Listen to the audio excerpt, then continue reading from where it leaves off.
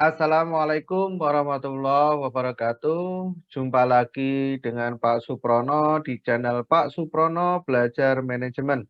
Pada kesempatan kali ini kita akan membahas materi pelayanan prima dengan topik operasionalisasi pelayanan prima pada pelayanan publik pada part yang ketiga. Bagi kalian yang belum mengikuti video part yang pertama dan part yang kedua, bisa klik link tautan yang ada pada kolom deskripsi. Jangan lupa klik like dan share agar menjadi ilmu yang bermanfaat bagi kita semuanya. Dan jangan lupa subscribe agar kalian tidak tertinggal pada video-video berikutnya. Baiklah, kita akan membahas pada kesempatan kali ini adalah pola penyelenggaraan pelayanan publik. Jadi di dalam penyelenggaraan pelayanan publik ini ada 4 pola pelayanan. Yang pertama adalah pola fungsional, di mana pelayanan yang fungsinya sama itu dijadikan satu. Kemudian ada pola terpusat. Jadi pelayanan publik ini dipusatkan pada suatu tempat atau suatu daerah. Lalu ada juga pola pelayanan terpadu. Jadi kalau pola pelayanan terpadu di sini, beberapa pelayanan atau hampir semua pelayanan atau semua pelayanan dijadikan satu dalam satu ruangan atau satu atap atau dalam satu pintu. Istilahnya pelanggan atau masyarakat yang ingin mengakses pelayanan tersebut, dia cukup memasuki dalam satu ruangan saja, kemudian bisa langsung mengakses semua layanan publik yang diberikan. Kemudian ada pola yang berikutnya adalah gugus tugas. Nah, biasanya kalau pola pelayanan gugus tugas di sini untuk kasus-kasus tertentu, untuk pelayanan-pelayanan khusus yang dibutuhkan tim sehingga lebih bisa fokus di dalam penanganannya. Jadi contohnya adalah misalkan ada bencana ataupun masalah vaksinasi, ini biasanya membentuk yang namanya pola pelayanan gugus tugas. Biaya pelayanan publik. Di dalam menentukan biaya pelayanan publik di sini berbeda dengan swasta. Karena di sini mayoritas yang menyelenggarakan pelayanan publik adalah pemerintah, maka ketika pemerintah akan menentukan besarnya biaya pelayanan publik, di sini yang diperhatikan yang pertama adalah tingkat kemampuan dan daya beli masyarakat. Jadi kalau pelayanan prima yang kemarin dilakukan oleh swasta, ini dari pihak perusahaan langsung saja menentukan harga.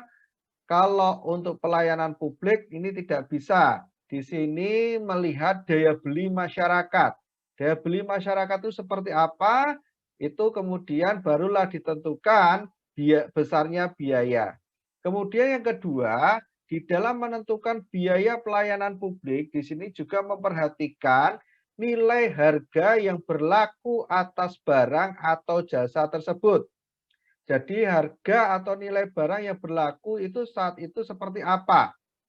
Sehingga nanti biaya yang dikeluarkan oleh pemerintah atau penyelenggara pelayanan publik ini sejajar kalau bisa lebih rendah dari harga yang berlaku pada saat itu. Kemudian yang ketiga, rincian biaya harus jelas untuk pelayanan publik seperti penelitian, pemeriksaan, pengukuran, dan pengajuan. Ya, kita ketahui bahwa yang namanya pelayanan publik rata-rata adalah diselenggarakan oleh pemerintah. Oleh karena itu, biasanya masyarakat itu ketika mengeluarkan uang untuk mengakses pelayanan tersebut, mereka ingin transparansi atas penggunaan uang mereka. Kemudian yang keempat, ditetapkan pejabat yang berwenang. Jadi perbedaannya dengan pelayanan yang diberikan oleh swasta adalah bahwa untuk biaya dan harga mengakses pelayanan publik tersebut, ini ada pejabat yang berwenang yang memutuskan. Biasanya kalau di tingkat daerah, di situ ada kepala daerah beserta Dewan Perwakilan Rakyat Daerah. Kemudian kalau di tingkat nasional nanti melalui mekanisme juga lewat Dewan Perwakilan Rakyat, kemudian baru ditetapkan oleh Presiden. Pelayanan khusus. Jadi di dalam pelayanan publik ada pelayanan-pelayanan khusus, di mana di sini pelayanan khusus untuk memudahkan akses orang-orang dalam kondisi tertentu. Yang pertama adalah penyandang cacat atau sering disebut dengan disabilitas, kemudian lanjut usia atau lansia, wanita hamil, dan balita.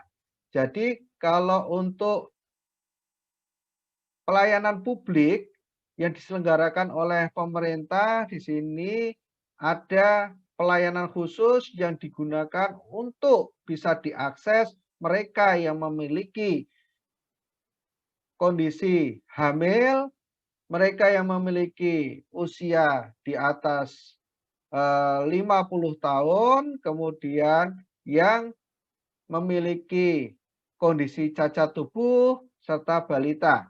Lalu yang kedua adalah pelayanan khusus ini diberikan untuk VIP atau untuk orang yang penting yang di situ dia membutuhkan akses khusus atau yang berhubungan juga dengan keselamatan dia sebagai pemangku suatu kewajiban di suatu negara.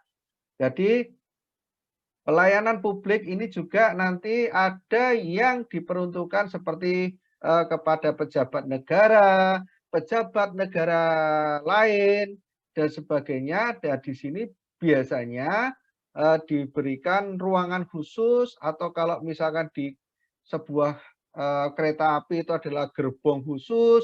Kalau di rumah sakit itu nanti ada yang namanya VVIP atau VIP dan sebagainya. Nah, kenapa kok ada seperti ini? Ini karena orang yang berada di situ itu adalah orang yang sangat penting keberadaannya. Kalau nanti sampai terjadi sesuatu hal, ini akan berimplikasi kepada kondisi negara atau kondisi kestabilan yang lainnya. Biro Jasa Pelayanan. Karena kondisi pelayanan publik itu kadang-kadang itu membutuhkan waktu yang cukup lama, maka biasanya swasta itu membuka biro jasa pelayanan.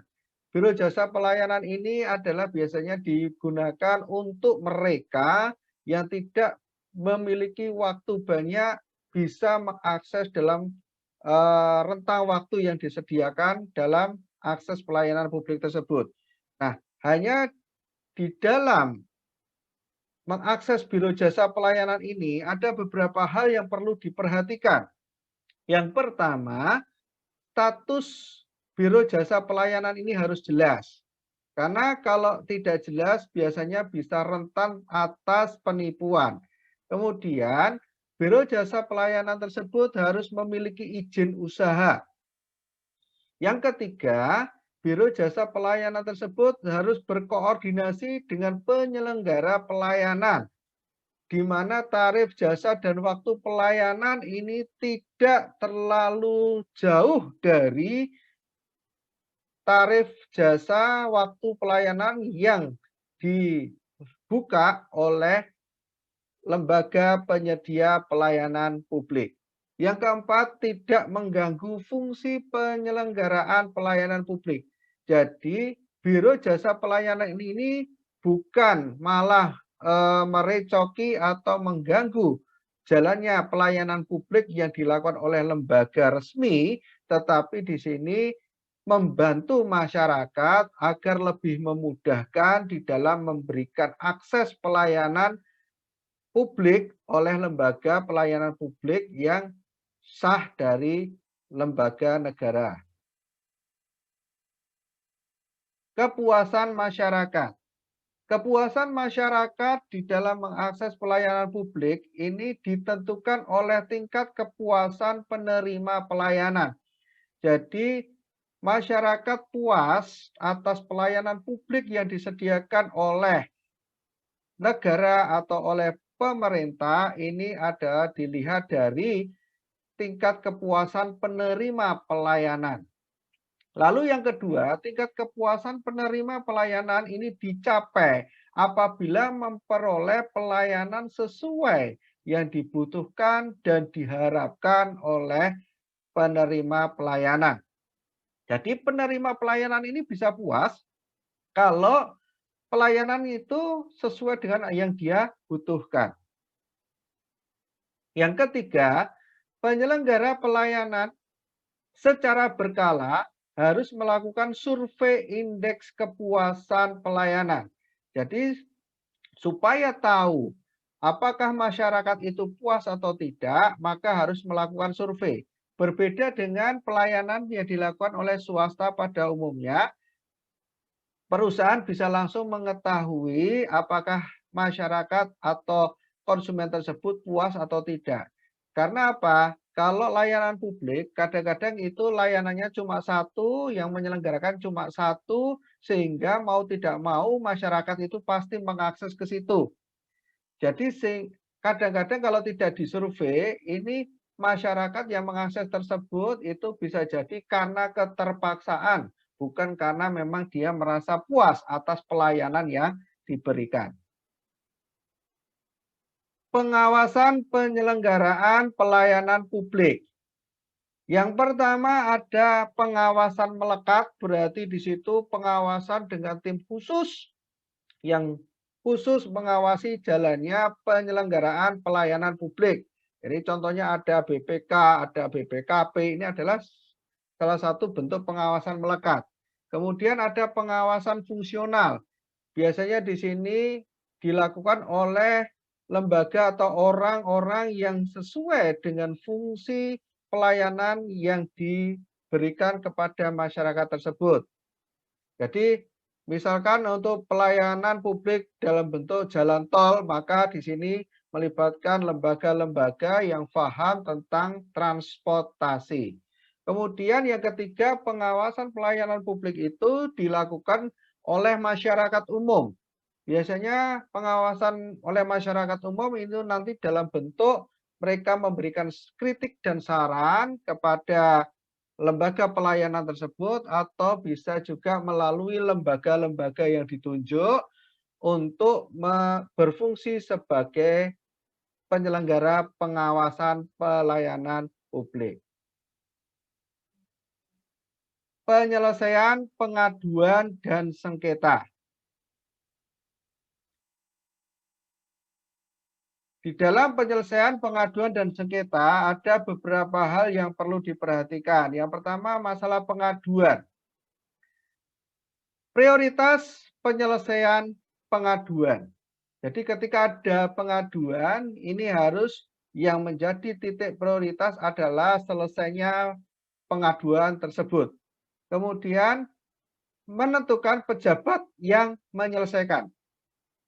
Jadi ketika ada pengaduan, target adalah pengaduan itu selesai, maka harus ditunjuk pejabat yang bertugas menyelesaikan pengaduan tersebut. Membuat prosedur penyelesaian pengaduan. Kemudian yang keempat, merekomendasikan penyelesaiannya. Yang kelima, melakukan pemantauan dan evaluasi penyelesaian pengaduan.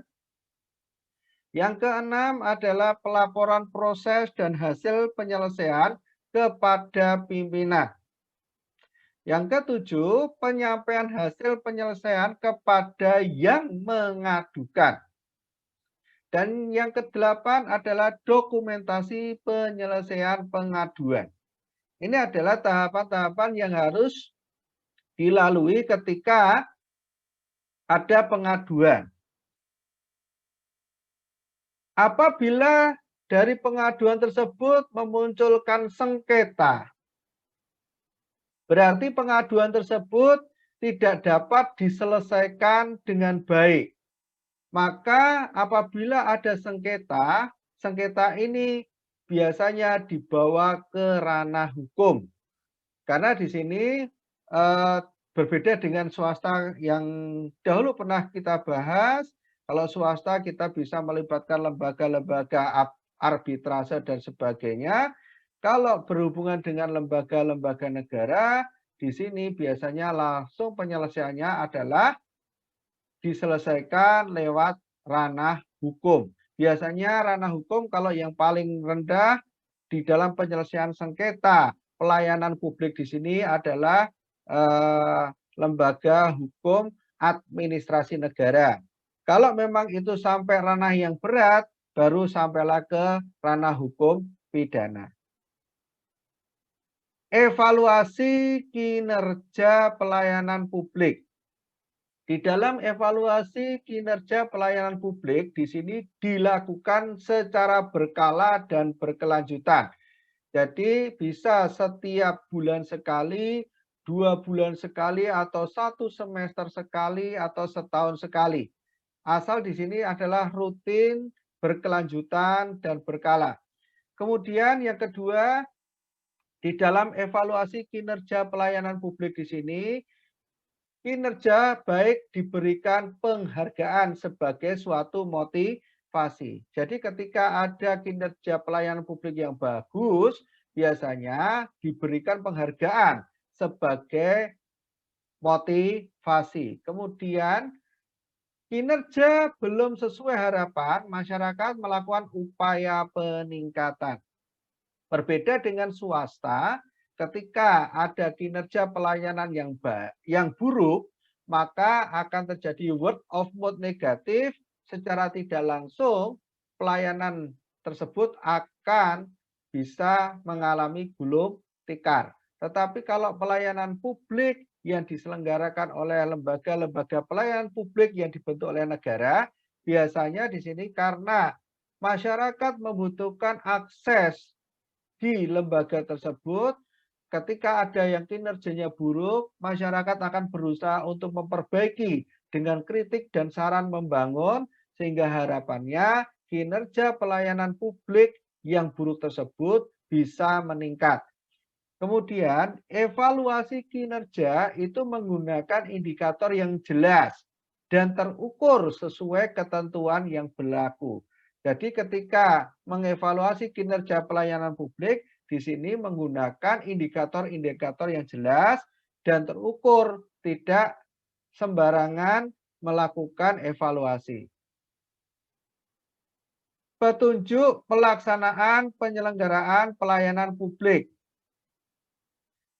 Di sini sebagai petunjuk pelaksanaan pelayanan publik, ada landasan hukumnya, ada maksud dan tujuannya, kemudian ada sistem prosedur yang meliputi tata cara pengajuan permohonan, tata cara penanganan pelayanan, tata cara penyampaian hasil pelayanan, tata cara penyampaian pengaduan pelayanan, persyaratan pelayanan, biaya pelayanan, waktu penyelesaian, hak dan kewajiban, serta pejabat penerima pengaduan. Jadi di dalam pelayanan publik ini semua masyarakat akan mengetahui landasan hukumnya apa, maksud tujuannya apa, sistem prosedurnya seperti apa, persyaratan pelayanannya seperti apa, biaya pelayanan seperti apa, waktu penyelesaiannya seperti apa, hak dan kewajibannya apa, sampai dengan pejabat yang menerima pengaduan itu siapa. Ini perbedaan dengan pelayanan di swasta. Kadang kalau di swasta di sini ada yang tidak disampaikan atau tidak diinformasikan ke pelanggan. Pimpinan instansi pemerintah pusat atau daerah menetapkan petunjuk pelaksanaan sesuai dengan tugas dan fungsinya. Jadi di dalam pelayanan publik ada pemerintah, baik itu di situ pusat maupun daerah, itu nanti menetapkan juklak atau petunjuk pelaksanaan sesuai dengan tugas dan fungsinya. Konsultasi dan saran.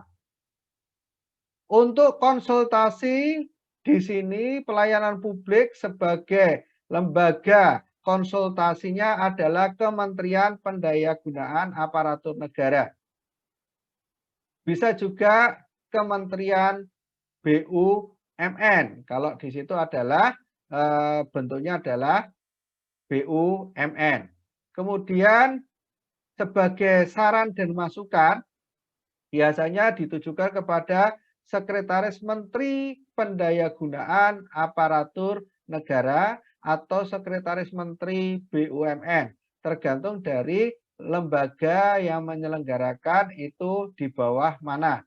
Kalau di situ adalah seperti Samsat, ya, kemudian Dishub dan sebagainya. Nah, ini biasanya konsultasi dan saran itu masuk ke Kementerian Pendayagunaan Aparatur Negara. Tetapi kalau yang berhubungan dengan Pertamina, listrik, ini biasanya nanti konsultasi, saran dan masukan ini ditujukan kepada Kementerian BUMN. Wawasan kesisteman. Di dalam wawasan kesisteman ini harapannya bisa memahami hubungan sebab akibat dari kejadian-kejadian yang terpisah, yang jauh, dan dipisahkan oleh ruang dan waktu. Yang pertama yang harus dilakukan di sini adalah pelayanan membentuk perilaku pelanggan dan petugas. Jadi dari kondisi kejadian-kejadian yang terpisah jauh oleh ruang dan waktu di sini, pelayanan akan membentuk perilaku pelanggan dan petugas. Pelayanan adalah proses belajar secara kolektif.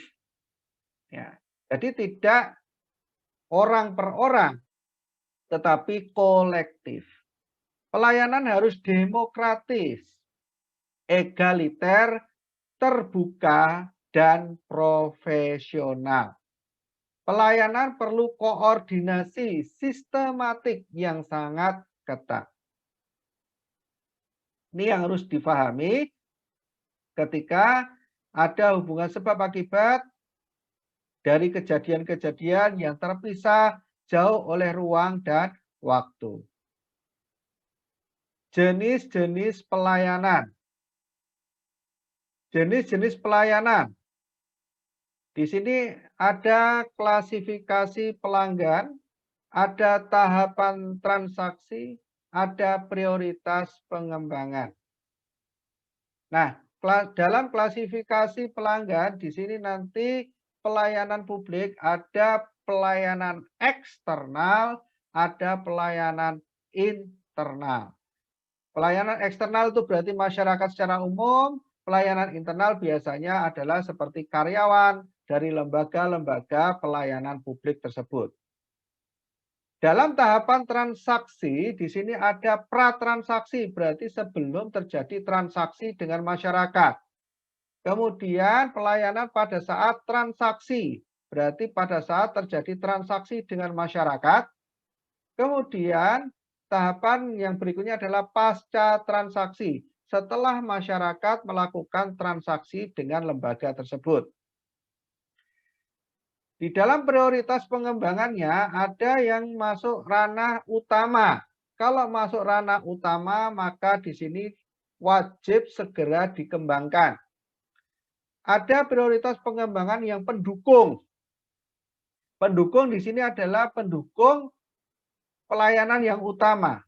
Jadi ini akan memberikan warna, menambah kepuasan dari pelanggan yang mengakses pelayanan tersebut.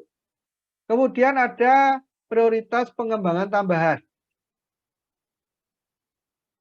Prioritas pengembangan tambahan ini ketika dievaluasi perlu ada layanan-layanan tambahan yang ini nantinya bisa memberikan daya dukung kepada pelayanan utama.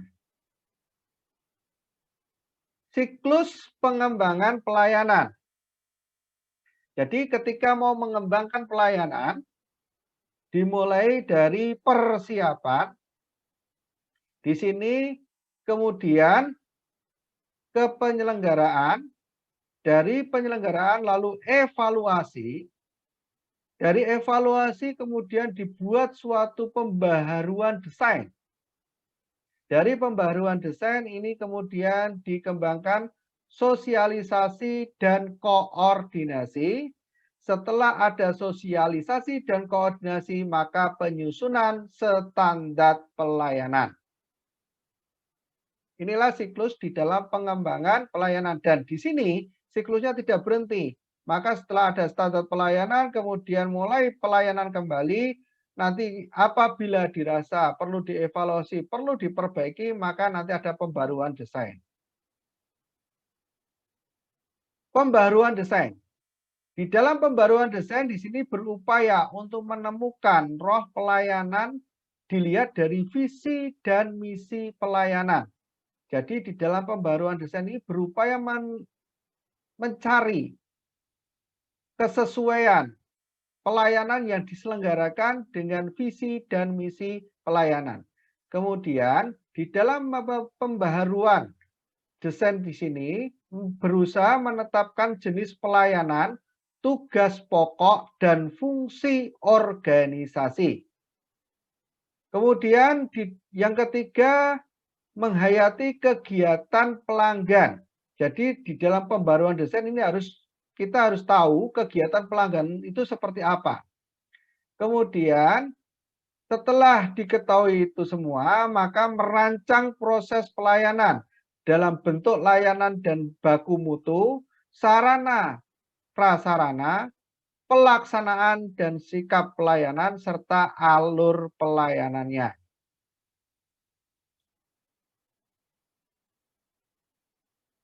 Nah, di sini sebagai contoh adalah daur kegiatan pasien baru. Ini pelayanan publik di sebuah rumah sakit. Nah, sebelum dilayani biasanya konsumen di sini akan mencari lokasi poliklinik atau lembaga layanan kesehatan yang sesuai, kemudian dia akan mendaftar, konsultasi medis, terjadi pemeriksaan, mendapatkan obat, kemudian membayar. Setelah membayar di sini nanti ini ada solusinya apakah nanti dirujuk atau dirawat. Kemudian setelah dia sembuh, dia akan berkunjung lagi, kemudian pulang. Nah, ini adalah daur kegiatan pasien baru. Dan di sini selalu nanti dicek, dievaluasi untuk setiap bagiannya, ada tidak kekurangan-kekurangan, maka nanti ketika terjadi kekurangan-kekurangan, ini nanti berusaha untuk segera diperbaiki secara berkesinambungan.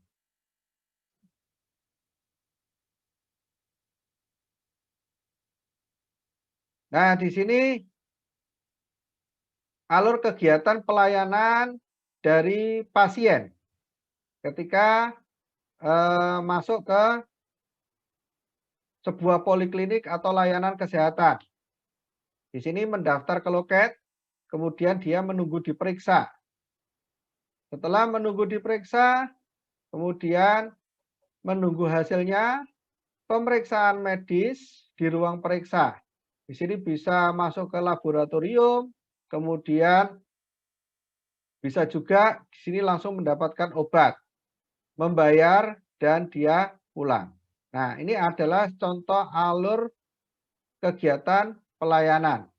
Nah, di sini dari siklus yang sebelah kanan ini bisa kembali ke atas, ya, ke hasil laboratorium, kemudian diperiksa lagi, kemudian bisa langsung ke obat, lalu membayar pulang. Nah, semua alur ini nanti direkam oleh ruang data.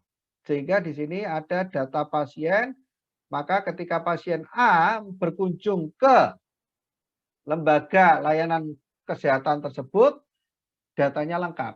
Ketika dia nanti berkunjung yang kedua kalinya, data riwayat pelayanan yang terdahulu masih ada.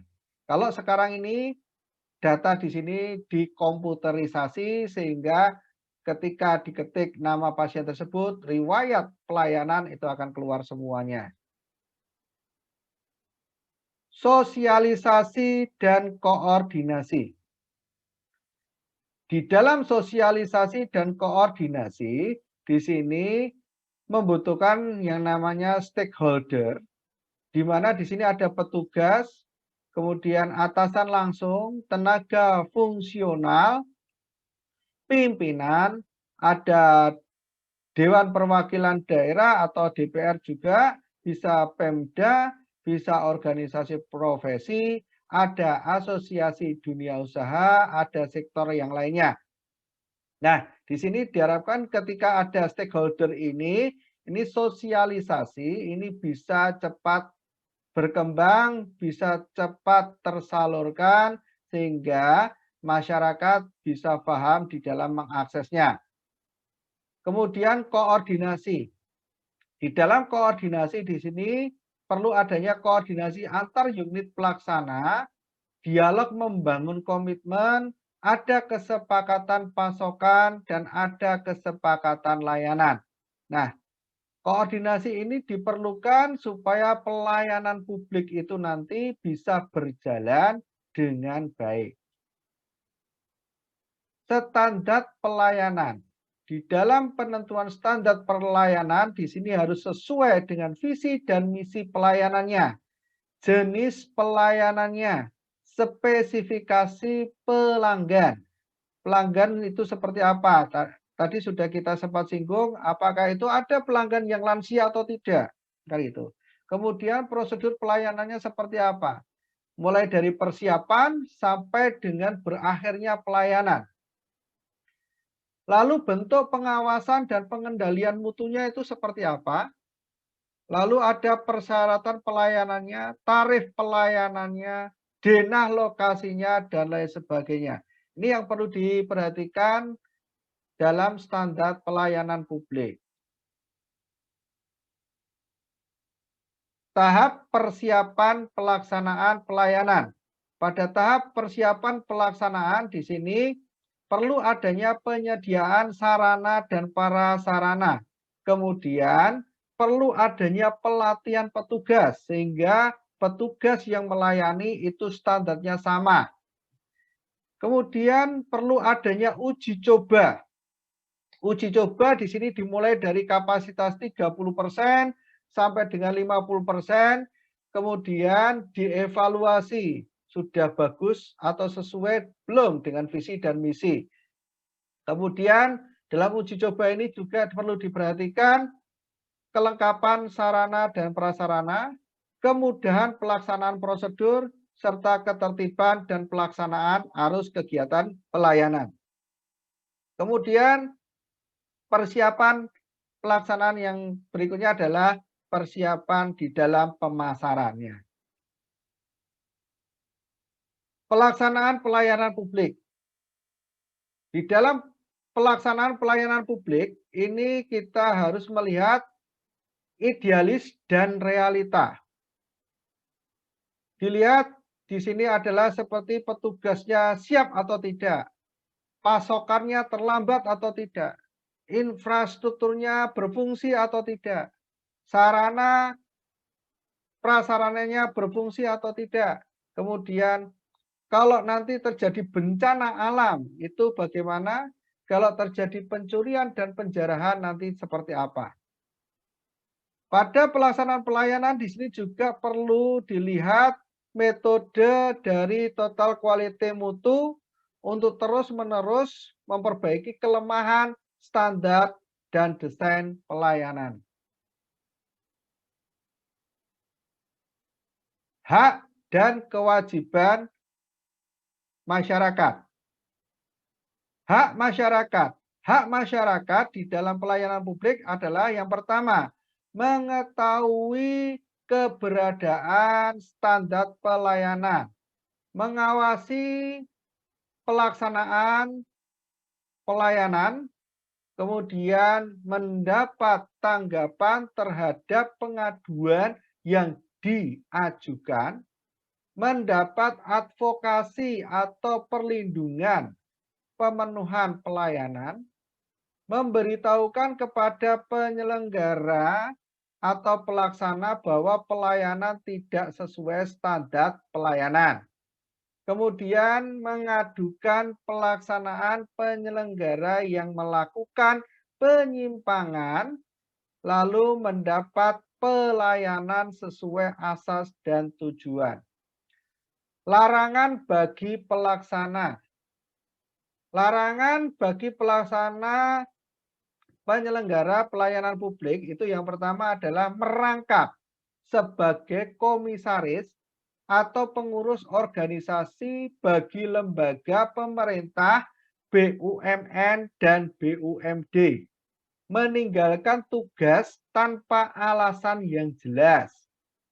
Menambah pelaksana tanpa persetujuan penyelenggara. Jadi pelaksana pelayanan publik ini tidak boleh tiba-tiba menambah pelaksana tanpa sepengetahuan penyelenggara. Siapa penyelenggara? Adalah pemerintah. Membuat perjanjian tanpa persetujuan penyelenggara. Walaupun itu adalah perjanjian dengan istilahnya adalah penyedia barang, ya, perjanjian dengan penyedia barang atau supplier, ini harus atas persetujuan dari penyelenggara. Kemudian pelaksana pelayanan publik dilarang melanggar asas pelayanan publik. Kewajiban masyarakat.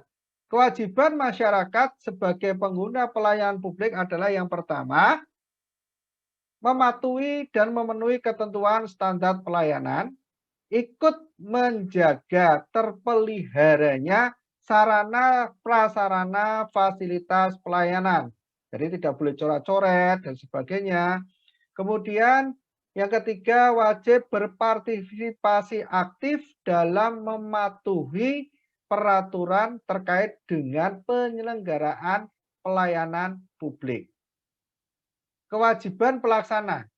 Kewajiban pelaksana adalah melakukan kegiatan pelayanan sesuai penugasan, memberikan pertanggungjawaban, memenuhi panggilan untuk hadir dalam melaksanakan tindakan hukum apabila ada delik pengaduan di ranah hukum atas penyelenggaraan pelayanan. Memberikan pertanggungjawaban apabila mengundurkan diri atau melepaskan tanggung jawab. Demikianlah pembahasan materi pelayanan prima dengan topik operasionalisasi pelayanan prima pada pelayanan publik bab yang ketiga. Ikuti terus video-video selanjutnya. Jangan lupa klik like dan share agar menjadi ilmu yang bermanfaat bagi kita semuanya. Dan jangan lupa subscribe agar kalian tidak tertinggal pada video-video berikutnya. Kurang lebihnya mohon maaf. Akhirul kalam. Wabillahi taufiq wal hidayah. Assalamualaikum warahmatullahi wabarakatuh.